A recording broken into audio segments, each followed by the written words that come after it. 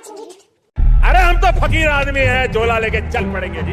लेकिन पूरी दुनिया में आपने ऐसा कोई फकीर देखा है जो 1,40,000 का चश्मा लगाता हो, खुद घूमते हैं 12 करोड़ की मर्सिडीज में, मतलब भिक्षा मांगकर यहाँ पर फॉरेन टूर भी कर लिए और डिजिटल कैमरा भी खरीद लिया डिजिटल कैमरा के रिलीज होने से पहले। और नरेंद्र मोदी अपने आप को गरीब ही नहीं, बहुत गरीब परिवार का बताते हैं। मित्रों, मैं बचपन में रेल के डिब्बे में चाय बेचता था। वाह, क्या फकीरी है। वो भगवान है हमारे, हम उनकी पूजा करते हैं। सच तो ये है दोस्तों कि ये लोग हमारे हिंदू धर्म को ही तोड़ने मरोड़ने लग गए अपने नफरतखोर एजेंडा को फैलाने के लिए। नमस्कार दोस्तों, जर्नलिस्ट अनिल यादव एक बीजेपी वर्कर मंगल वाजपेयी से बात कर रहे थे कानपुर में। मंगल एक लोडर का काम करते हैं, यानी गाड़ियों में सामान चढ़ाने का काम करते हैं। क्या बताएं? योगी साहब, मेरा मंगल वाजपेयी है। मंगल वाजपेयी है, यहाँ लोडर का काम करवाते हैं। साथ ही साथ ये बीजेपी एमएलए महेश त्रिवेदी के लिए वॉलंटियर भी करते हैं। ये उम्मीद जता रहे थे कि बीजेपी इस बार 400 पार करेगी। चुनाव में किसका माहौल है? बीजेपी जीतेगी 400 के ऊपर।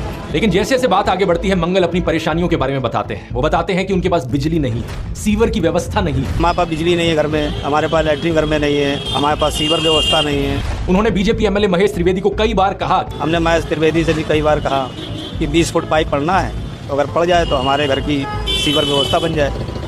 नहीं बन पाई। उन्हें कुछ भी नहीं मिला और ना ही उन्हें कुछ मिलने की उम्मीद है। त्याग तपस्या की मूर्ति है कि कुछ नहीं मिला, लेकिन उसके बावजूद कोई शिकायत नहीं है और ना कोई उम्मीद है मिलने की, और ना उम्मीद है मिलने की। लेकिन फिर भी वो खुद को भाजपा का भक्त कहते हैं। लेकिन ये तो कहा जाता है ना कि भूखे पेट ना हो भजन को पाला। इस पर मंगल वाजपेयी जवाब देते हैं कि ऐसा कुछ नहीं है, आदमी बालू खाकर भी पेट भर सकता है, यानी कि मिट्टी खाकर भी पेट भर सकता है। सब हो जाता है, अगर संत चलेगा, अगर संत चलेगा तो सब हो जाता है। बालू खा के पेट भर लेता है। इन्हें कोई शिकायत नहीं है। प्रधानमंत्री मोदी को एक परमात्मा मानते हैं, उनकी पूजा करते हैं। ऐसा कैसे हो सकता है कि एक पॉलिटिशियन को लेकर लोग इतने अंधे हो गए हैं? और ये इकलौते नहीं है, मैंने पिछले वीडियो में आपको इसके कई और उदाहरण दिए थे। बीजेपी के टिकट पर तो कुत्ता भी खड़ा हो जाए हम जिता। ये सच है, अगर कुत्ता भी आएगा उसको भी जिताएंगे। ये तो फिर अंधविश्वास नहीं, भक्त हैं, अंधविश्वास नहीं है, हम भक्त हैं। महंगाई मेरे हिसाब से कोई ज्यादा नहीं हुई। अब मैं 10 साल से बनियान नहीं पहन रहा, देखो आप। वो भगवान है हमारे, हम उनकी पूजा करते हैं। ऐसा हुआ है इमोशनल मैनिपुलेशन और ब्रेन वॉशिंग की वजह से। एक बड़े स्केल पर देश में लोगों का ब्रेन वॉश किया गया है, और जो माफिया यहाँ पर ब्रेन वॉश कर रहा है लोगों का, वो 4 डिपार्टमेंट्स पर काम करता है। पहला डिपार्टमेंट लोगों में गर्व और अहंकार भरता है कि आप महान हो क्योंकि आप हिंदू धर्म में पैदा हुए। दूसरा डिपार्टमेंट आपको एहसास दिलाता है विक्टिमाइजेशन का, कि सदियों से, 1000 सालों से आपके पूर्वज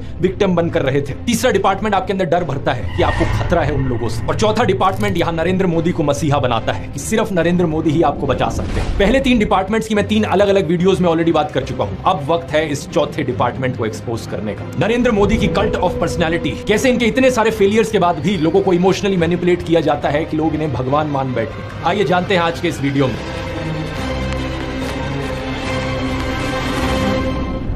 जून 2013 की बात है दोस्तों। राइटर नीलांजन मुखोपाध्याय ने एक किताब लिखी नरेंद्र मोदी के ऊपर। ये एक बायोग्राफी थी। इस किताब में लिखा गया कि कैसे नरेंद्र मोदी जब 6 साल के थे, वडनगर रेलवे स्टेशन पर गुजरात में वो चाय बेचा करते थे। ये चाय बेचने वाला किस्सा तभी से लेकर नरेंद्र मोदी की संघर्ष की कहानी का ये एक मेजर टॉकिंग पॉइंट रहा है। 2015 में जब टाइम मैगजीन ने प्रधानमंत्री मोदी का इंटरव्यू लिया तो उन्होंने बताया कि कैसे वो एक बहुत गरीब परिवार से आते थे, कैसे बचपन में वो चाय बेचा करते थे रेलवे स्टेशन पर। इनकी एग्जैक्ट लाइनें सुनिए। मैं पॉवर्टी में पैदा हुआ हूं, बचपन में मेरा पूरा बचपन पॉवर्टी में बीता है। मेरे लिए पॉवर्टी एक तरीके की पहली इंस्पिरेशन थी मेरी जिंदगी में। लेकिन कितनी सच्चाई है इन बातों में, बहुत से लोगों ने टाइम टू टाइम सवाल उठाए हैं। जैसे कि नरेंद्र मोदी के बचपन की ये फोटो देखिए। वे 1950 यानी 1950 में पैदा हुए थे। क्या उस समय किसी गरीब परिवार में पैदा हुए बच्चे के पास ऐसे कपड़े होंगे? जरा खुद ही सोचकर देखिए। सूट तक पहन रखे हैं इन्होंने अपनी बचपन की फोटोज में। मैं खुद 1994 में एक मिडिल क्लास फैमिली में पैदा हुआ हूं, लेकिन मेरी तो बचपन की ऐसी कोई फोटो नहीं मिलेगी आपको जिसमें मैंने कोई सूट पहन रखा। और नरेंद्र मोदी अपने आप को गरीब ही नहीं, बहुत गरीब परिवार का बताते हैं। इंडिया टुडे ने इनकी पुराने घर की एक फोटो पब्लिश करी थी, स्क्रीन पर देखिए। बहुत बड़ा घर नहीं है, लेकिन क्या आपको ये 1950s के किसी बहुत गरीब परिवार का घर दिखता है? परिवार में नरेंद्र मोदी के 5 भाई और 1 बहन है। 2 साल पहले नरेंद्र मोदी के छोटे भाई